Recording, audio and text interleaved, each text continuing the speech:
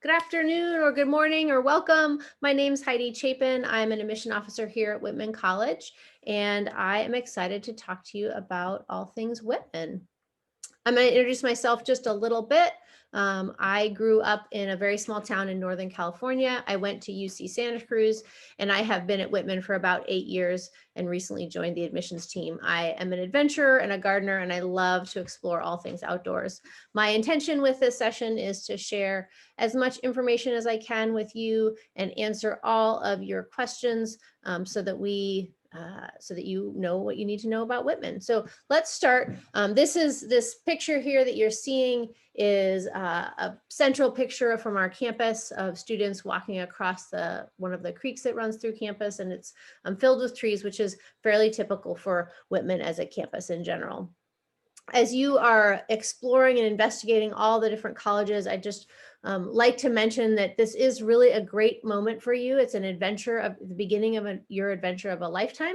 We want to support you in this adventure by providing you with information. And so let's get started with some of that information. Whitman is located in the southeast corner of Washington, about 3 hours from y'all up in Spokane. We are striving to be a different kind of academic rigorous environment where we have a supportive and collaborative community, and we work to make a positive impact on the community around us and to those within our college community. We feel like our rural location is a great opportunity to give access to the beauty of the natural environment, and Whitman is nestled right up against the Blue Mountains. And so we have really nice access to that while at the same time being right up engaged in the rolling wheat fields that you find up around or south of Spokane, and the vineyards that engage with all of our wonderful wineries. When you think about Walla Walla itself, it has a population of about 32,000 people, with a neighboring city of College Place adding about another 10,000 people. This is a really tight-knit community that's full of creative and wonderful, robust nonprofits, arts, music, and cultural opportunities. Like Spokane, we have all 4 seasons. So if you like that spring and fall feel, but you also love engaging with the winter time, we have that opportunity to have some snow down in town. Each year we get 2 or 3 snows down in town, but we also have great access to the snow up in the Blue Mountains. We've got a local ski resort that's about 50 minutes away, plus great trips that take you out from the outdoor program up to do snowshoeing and cross-country skiing. So we always like to engage with the winter in a fun and exciting way. We do find that our campus is really close to the downtown area of Walla Walla. So we're just about a block away from downtown, and our students really engage with our community in a way that allows them to, spread out and go study downtown and find great restaurants and great coffee shops and things like that. We do find that our campus has been, and the campus and the community is really one of those beautiful places that feels really peaceful, and we have lots of trees on campus. One of the fun quotes that we like to talk about is that we have a 1-to-1 student to tree ratio on campus, which really gives you that opportunity to understand that we really have a dedication to the environment. We also have lots of large-scale public art. I would encourage you to take a chance to look at our virtual tours. We have a number of them on our website, and they'll be linked with this wherever you're finding this video. Being one of the friendliest towns in America, as we were voted, I think it really sums up how it feels to be downtown, being so close to downtown and all those delicious food trucks. And it's a great place to live. I love living in Walla Walla. Now, when you think about college, you're thinking about going off to college to study something. And so you find that it's academically a place where here we help strive to have you find balance in your life between your supportive academic experience, but also with that culture, that the community experience as well as that community feel. So We have really small, rigorous classes. We've got about 1,500 students with a 9-to-1 student to faculty ratio. That means you have pretty small classes, about 17 students on average for your classes. And those sometimes those introductory classes, like maybe a general chemistry class, might have about 40 students, but the seminar classes that you have might only have 8, which is really a great way to have small collaborative conversations with your professors and your fellow students. We have been noted, Princeton Review recently listed Whitman as having some of the most accessible professors. And so when you have those accessible professors, you get little opportunities for them to check in and connect with your students. So that accessibility piece comes in a lot of different ways. One of those ways is through faculty advisors.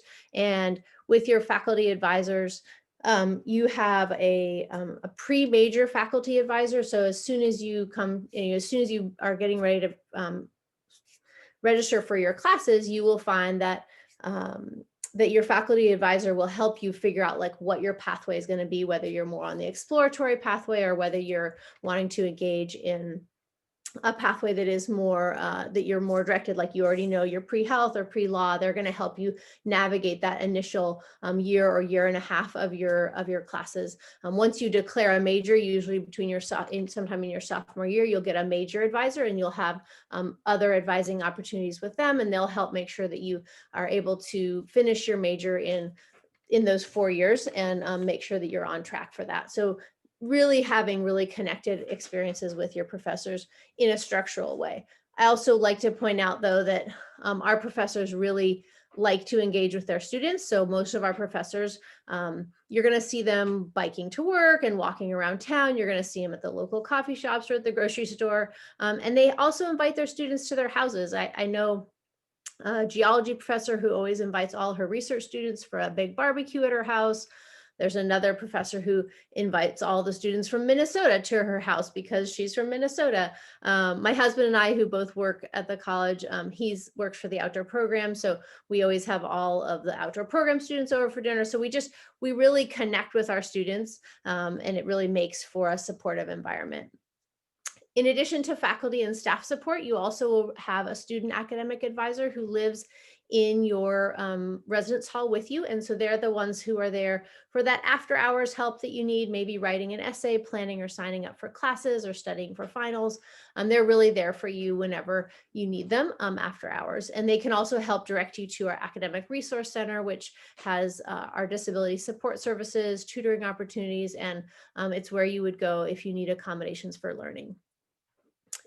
When you think about going off to college, you're thinking about that, like, what am I going to study? And I think when we talk about our curriculum, our distinctive curriculum, really, I like to put that together in kind of a book metaphor where you've got 2 bookends and then you've got these main chapters inside that book. So the bookends being, first, you're going to start off with your first year seminar where you're going to spend a year with the same group of students where you're going to do things like ask complex questions, learn how to make powerful arguments, really find great opportunities for writing.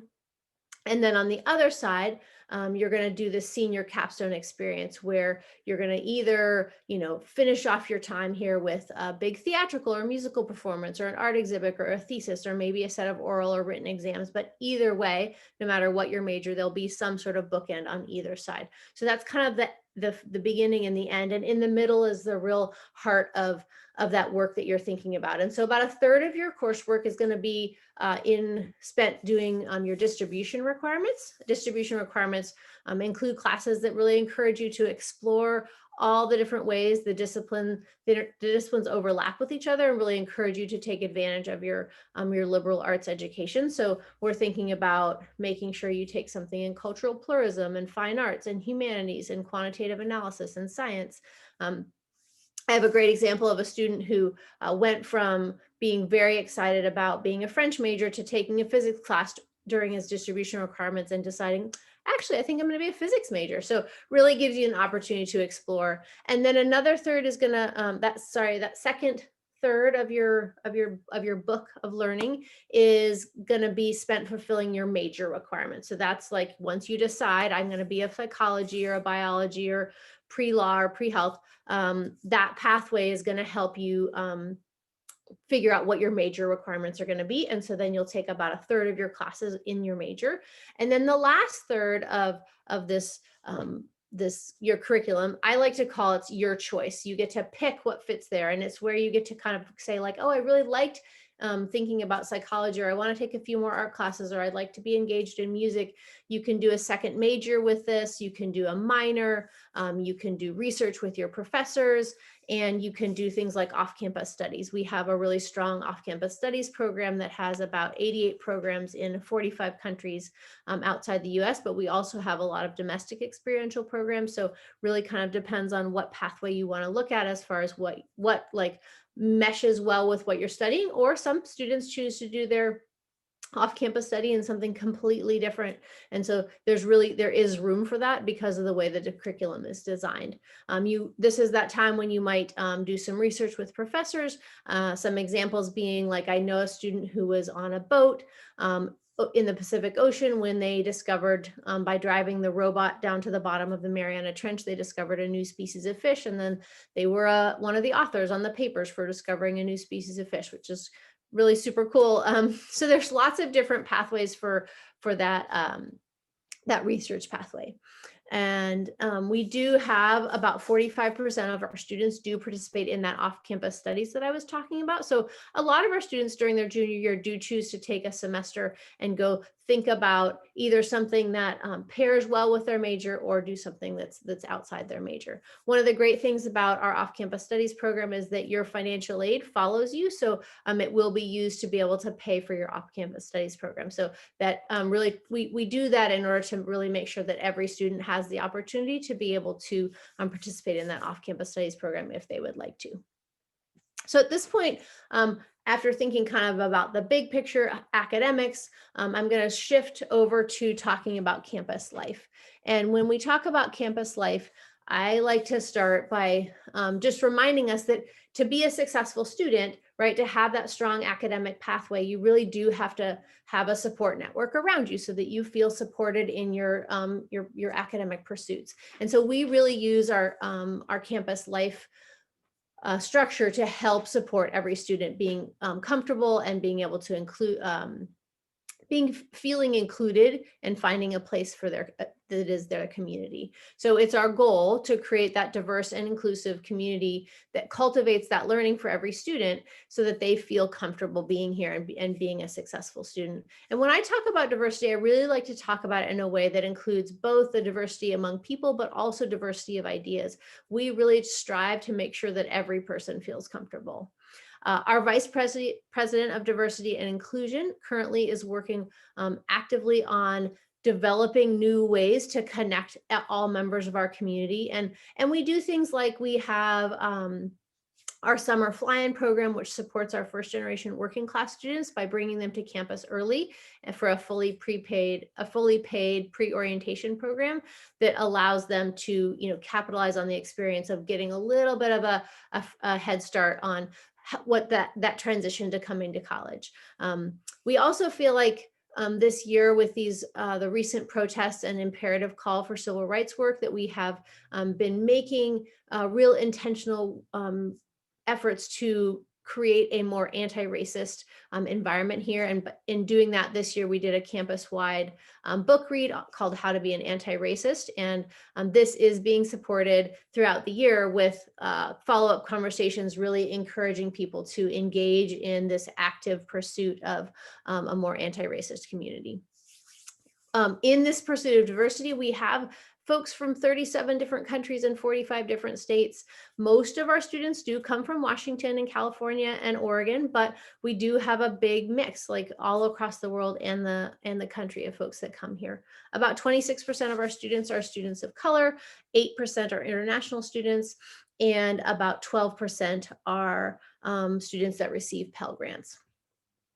A large part of our community is, so when you think about supporting that diversity, we really use our student-run organizations to do that. And they really fall into like four main categories. And then there's some ones that are just kind of fun, like the knitting club or the meditation club. But our main groups, the main categories are that volunteering and activism. About 75% of our students do participate in some form of community service during their time at Whitman. And that may be in the form of volunteering at the local Humane Society, or for an immigration rights group, or at the local public schools, or maybe doing trail crew up in the Blue Mountains. About 30% then also participate in our outdoor program. So our outdoor program really encourages students to get out into the world and explore and figure out how to become stewards of our natural environment. And so we have things like, we have trips every weekend. We've got, of course, a ski bus in the winter.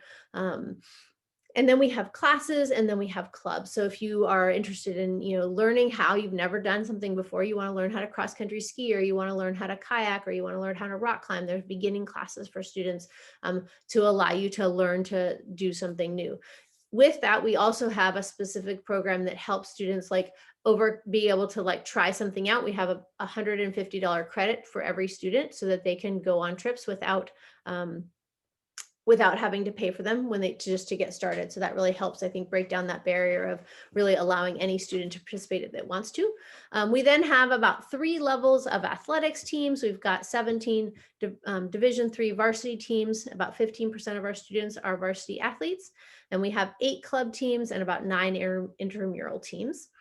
We do have a strong visual and performing arts community. You can participate in any of these things without being a major, which is awesome. So if you are a politics major, but you love playing the trombone, you can play in an ensemble, and that's fine. And it's great. It's really encouraged. Or maybe you like to design costumes, or you're on set crew, or you like to be, you're a dancer. All those things, you can do all those things while you're doing and pursuing your academic pursuits by joining clubs or taking classes, or just joining in some of those groups. We also have just this really eclectic group of different groups on campus that just bring people together around common things. We have a Zumba club, we have fencing and archery, we have a whole host of affinity clubs around pride groups, Men of Color Association, Queer Trans Students of Color, this host of affinity groups that really help people find the people that they want to be in solidarity with. We also have a strong number of spiritual life groups, some who are just focused on their spiritual focus, but we also have a group like Challah for Hunger, who they're a group of Jewish students who make food and sell challah every Friday, and then they donate those proceeds to a local organization. So really, a huge variety of student clubs. The other big piece of student life is your residential experience. And when it comes to building community, we find that the main place one of the main places that you can do this and have the opportunity to develop deep and lasting friendships is in your residence halls.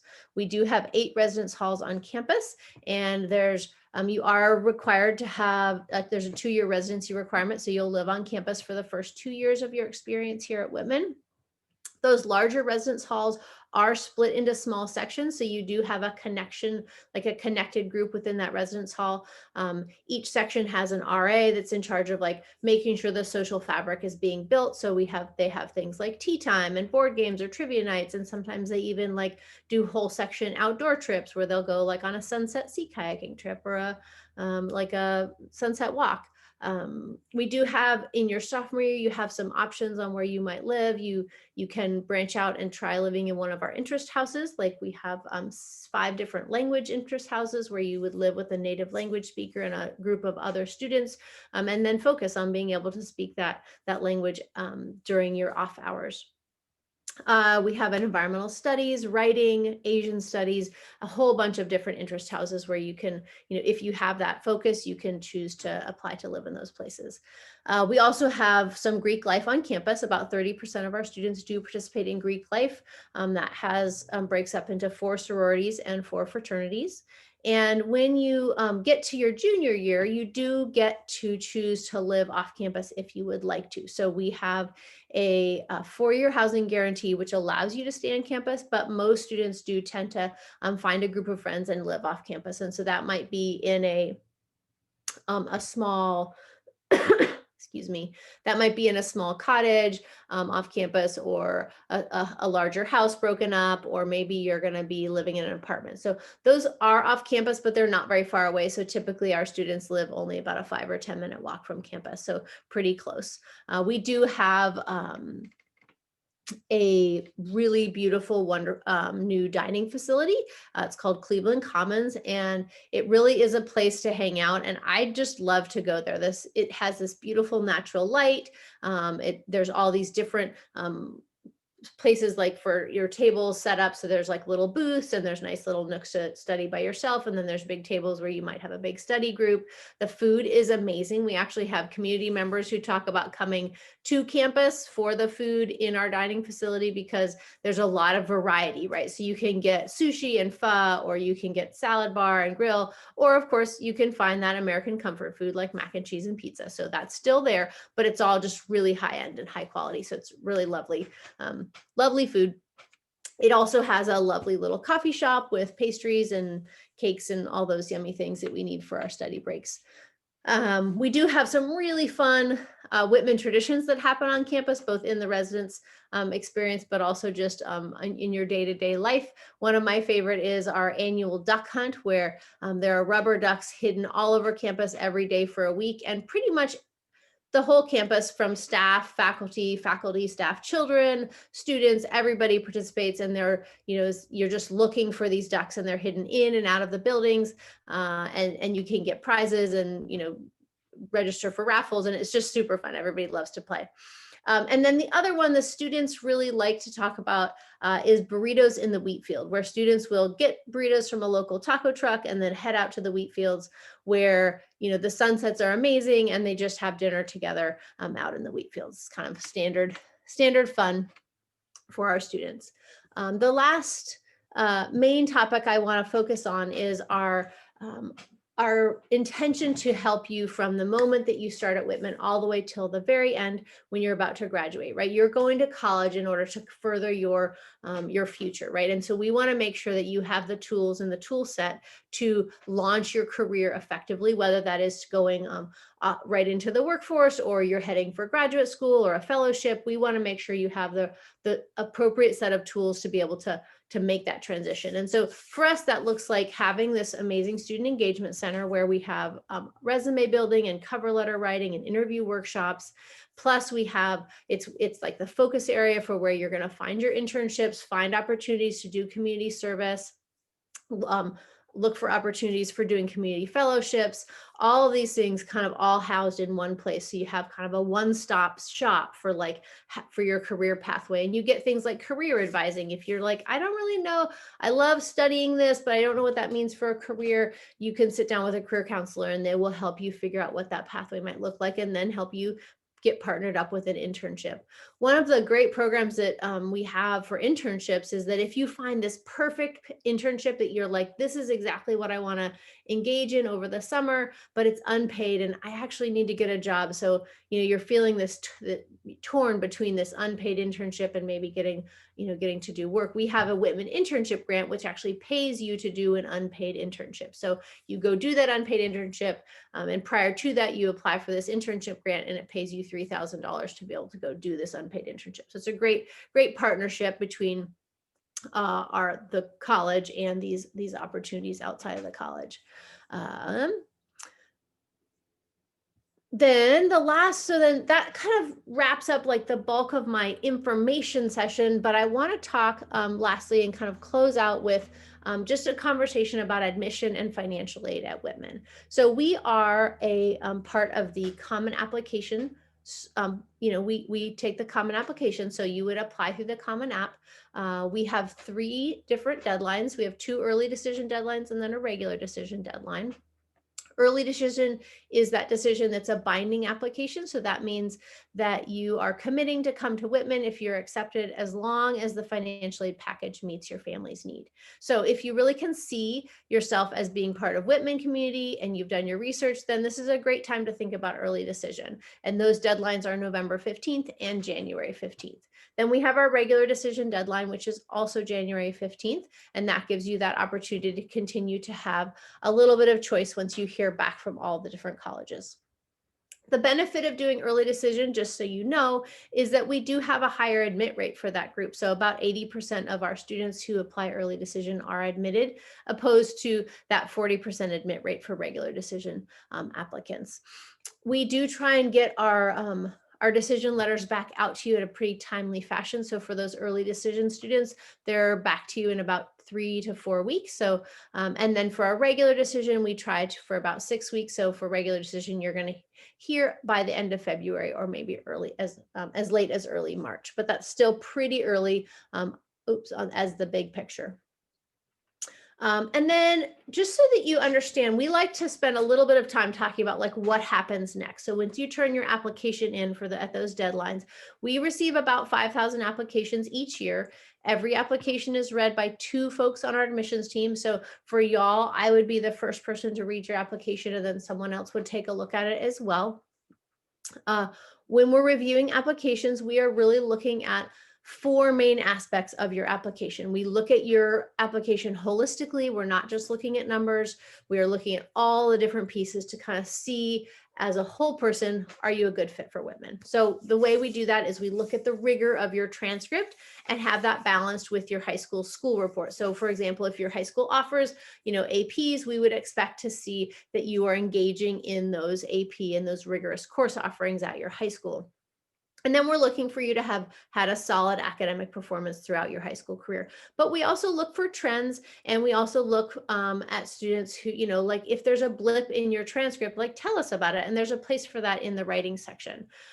We then look at your letters of recommendation. We do require 2, one from your high school counselor and then one from a teacher. You can, of course, submit more, but you don't really need more than 3 or 4. But sometimes it feels like there's another person in your life that would offer you a great letter of recommendation. It's okay to include them as well.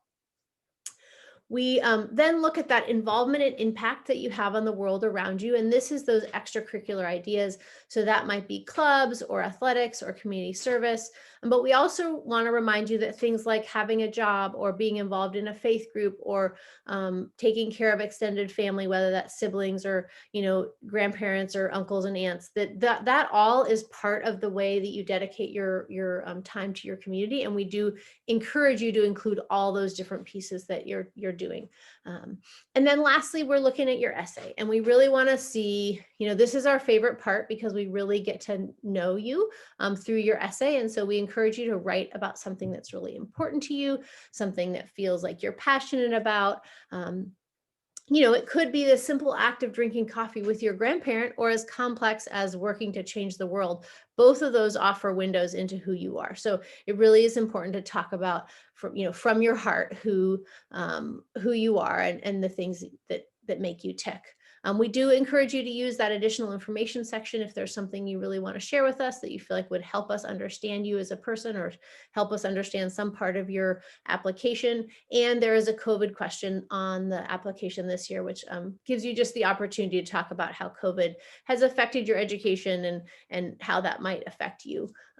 We are test optional. We do consider them, but we do have data from the last 4 years that say that we really feel like it doesn't necessarily we don't see a difference in admission rate from students who submit their test scores for some versus those who don't. We do look at them if you've submitted them, and if you feel like they're a good representation of you, then you can go ahead and submit them. The next topic I want to focus on is, once we've read your application and we make a decision about that, it's important to think about the finances of college. And with a cost of approximately $70,000 per year, we recognize that financial aid can be a very important component to finding the best fit for you. Whitman is committed to working with you to create a financial aid plan that will support your decision-making process and hopefully meet your need. We do have 3 different ways to to gain financial aid. So we have need-based aid, which is based on your financial situation, and we see that with the CSS profile and the FAFSA forms. Then we have academic scholarships, which are merit-based aid of up to $25,000. This is based completely on your transcript and the rigor of the classes you've taken. And then we have some talent-based scholarships. We have one in fine arts, music, theater, and debate. And so these applications open once you've turned in your common application. And so we would encourage you to submit that, and then you'll be able to see that. We do find that about 82% of our students receive some aid, and that the average aid package is about $45,000. So we do really support our students in the financial aid process. And if you're concerned about financial aid and how making that picture work, we are happy to meet with you. I can meet with you individually, or I can have you meet with a financial aid officer. So please reach out to me. I would encourage you to continue your college search and think about all the things that are important to you. And for us, as a group of adventurous spirits here at Whitman, we do focus on trying to make differences in the world. And if that seems like a place that's going to be a good fit for you, then we would encourage you to apply to Whitman. I would say thank you for your time today. I have a couple of links that I usually share. This is a recorded experience today, but I do want you to consider the Whitman tuition commitment that we have recently announced, which states that all Washington students whose families make under $80,000 will be their tuition. The tuition will be covered by scholarships and grants. So I would encourage you to engage in that and in our early financial aid guarantee process. So those are a couple of things that usually I would send a link, but I'll make sure that they're linked on the site where you found the recording for this. Other than that, thanks, and I really appreciate you taking the time. And I'm going to share my last slide, which just has my email on it and my name. And so please feel free to reach out to me and if you have any further questions. And I would thank you. And now I have to figure out how to stop recording.